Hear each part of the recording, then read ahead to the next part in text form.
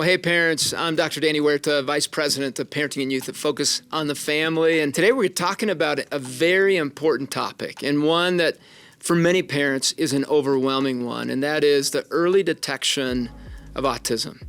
Really, I've been asked many times as I've been a school social worker and a family therapist, psychologist for more than 2 decades. The question has been, is my child, my young child, developing normally?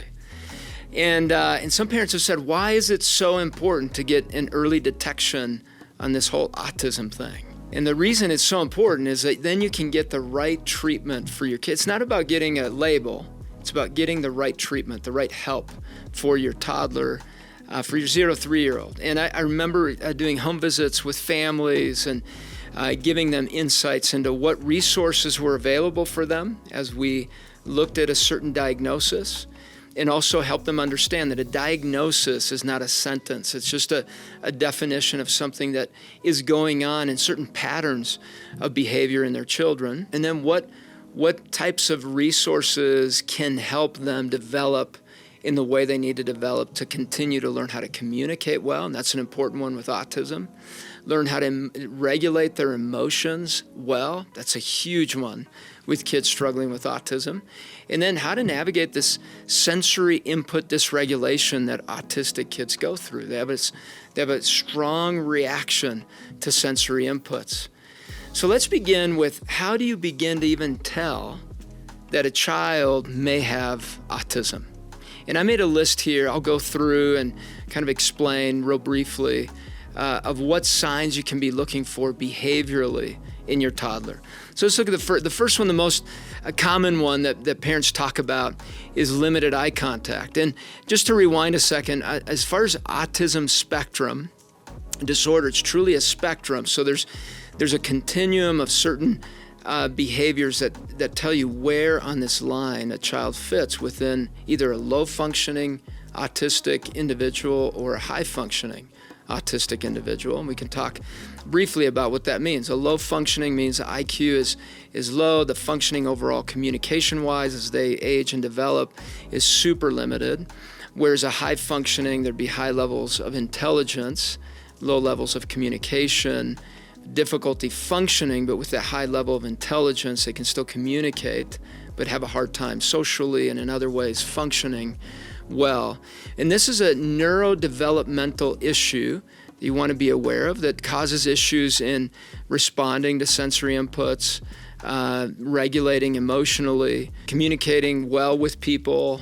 And one thing to keep in mind as parents is that just because we go through this list and there may be some things that your child is going through, it doesn't mean that your child automatically has autism. So I want to put that caveat as I'm going through this list. Don't panic. I want you to just take those in and make notes here.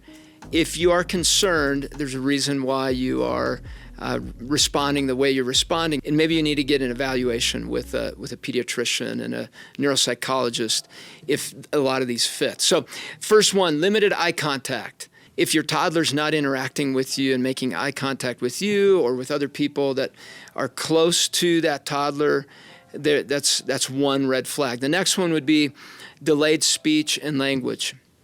And the way you can tell with this is if they have siblings, or if you have friends with other kids and the other kids are starting to talk and communicate, and most of them are there, but your child is not, that gives you another red flag that something may be going on. Another one is a lack of response to their name. If you're calling their name and they're engrossed in something, they're thinking about something, and this is not uncommon for toddlers, but it's a repeated moment where a toddler's just not responding to their name being called out.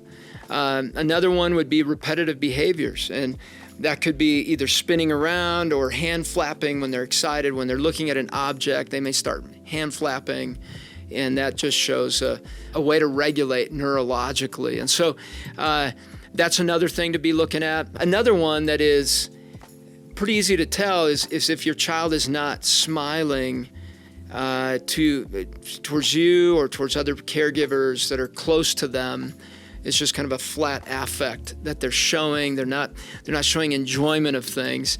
And also an obsessive interest towards certain objects, towards certain sensory inputs. They may grab something and maybe put it on their mouth or their face, and they're just they're obsessed with those things. And what's fascinating to me is to think about the fact that the wiring for a child with autism is a bit reversed. They see people as objects most of the time, and they see objects as people. So objects can become very closely held by a toddler. So when you try to take an object, they may throw a complete tantrum.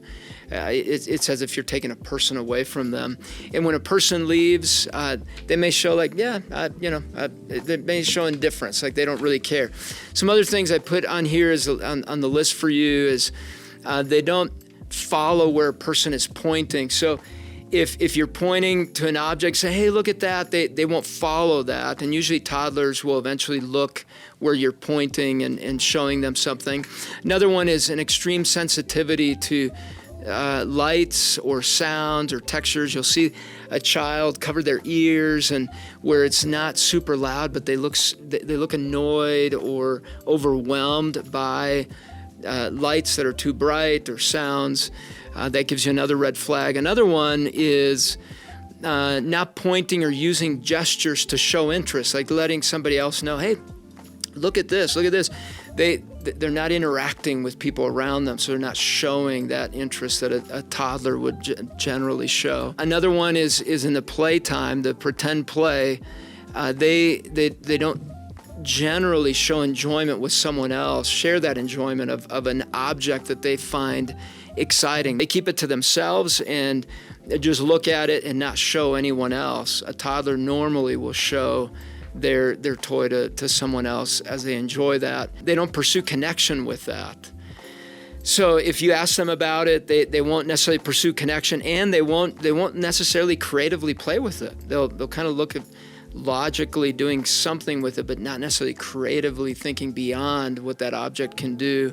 For instance, a telephone, taking it beyond just this thing that you manipulate. They could be talking and doing pretend play as if they're socializing with someone else, and the toddler will not do that.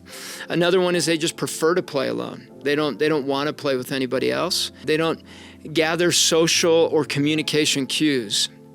So they're not looking around to get cues from others socially. They're not making that eye contact or looking for that. It's as if the people aren't even there.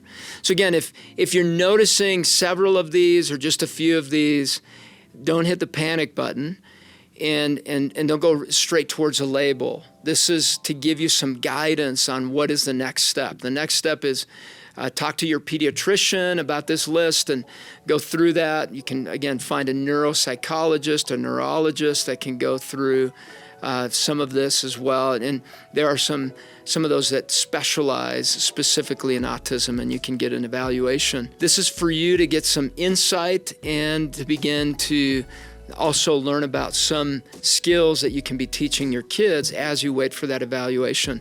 So the things you can be doing as a parent is observe your child over time, over different environments. You may have an extremely shy child that may show some of these behaviors.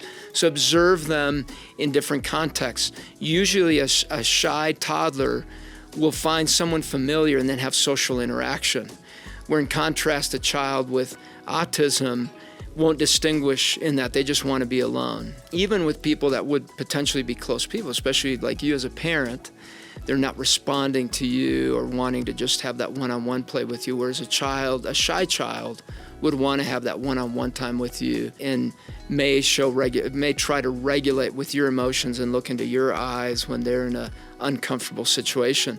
Whereas an autistic child may throw a tantrum because they don't have a place to regulate off of. Document your concerns. Write them out in a journal or maybe on your phone, your notes. keep those notes, because that's going to be so helpful when you go to the office with the pediatrician. And then talk to your pediatrician, your child's pediatrician, about a screening, a developmental screening that you can go through. And also look at our age and stage resources. You could go to mykidsage.com, sign up there, and you'll get all the content sent to you on what to expect at that age of your child's development. And then you'll get a weekly newsletter sent to you as well with fantastic content on how to address concerns you have at each stage of your child's development. So if you have multiple kids, sign them up. You'll get that. It's absolutely free. You can find that in the description below. You'll see all the information for it. Be sure to sign up. Again, it's free. One thing to keep in mind as a parent is, and a real important one, is just to stay calm. This isn't the end of the world for you. This is insights for you to take some steps forward, and then be praying for wisdom, praying for direction as you seek help. And also talk to your friends. Talk to your friends as they're raising their young kids for ideas. And if you do truly suspect or know that your child has autism, this neurotypical way of looking at the world and interacting with the world, find a support group and get together with other parents, and you can learn tremendous creative ideas, new ideas that you can implement in your home.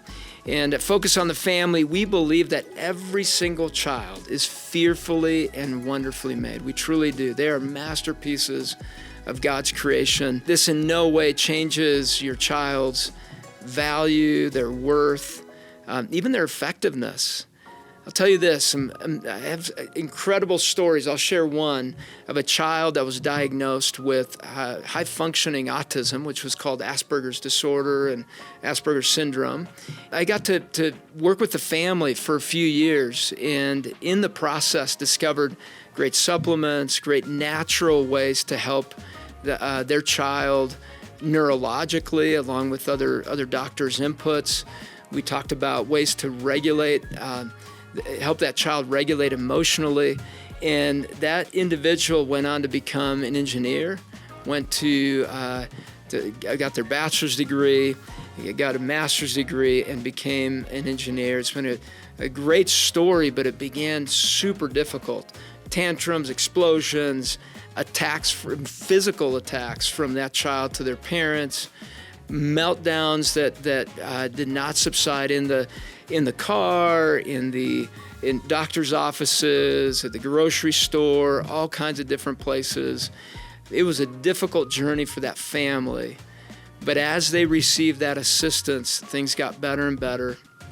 And they, as a couple, husband and wife, supported one another and found that support community around that topic of the Asperger's, the high-functioning autism, and receive some great ideas there as well, and encouragement. God has a purpose for your child, and every step of the way, God is with your child and forming and molding your child towards who He's created and designed your child to be, and is also transforming you individually as a mom or a dad, and also as a couple. Relationally, we are transformed closer to the image of who God is. So if you need help, we have a wonderful team of counselors here at Focus on the Family, psychologists, family therapists, licensed counselors. The fact is they're all licensed in their field, and it is a free phone call. You can call 1-800, the letter A and the word family. That'll be in the description below as well. It's 1-800-232-6459. And you can take as much time as you need with that counselor as a consultation as to what your unique situation is and what the next steps need to be for you. That is a line that can be super life-giving for you. They'll pray with you as well. And know that we have an article for you. It's Recognizing Autism in Your Children. That will also be in the description below. You want to check that out. It's thorough. It's got everything you need there as well. We're thankful that you're here with us, that we get to serve you. That's the whole purpose of this, is to come alongside of you on your parenting journey. Be sure to tell us in the comments, what are some of the things you want us to be covering here? With what we've got here, Focus on the Family, and the experience we've got here, we want to serve you and your family so that your children can thrive in Christ. And if you love the information today, be sure to like this video, subscribe to the channel. We don't want you to miss any of the videos here. And in the comments below, also, what's one question you have about toddler development or parenting through autism? that we could answer specifically. We'd love to do that. You're not alone. We're here to walk on this journey with you, and I'll see you again next time.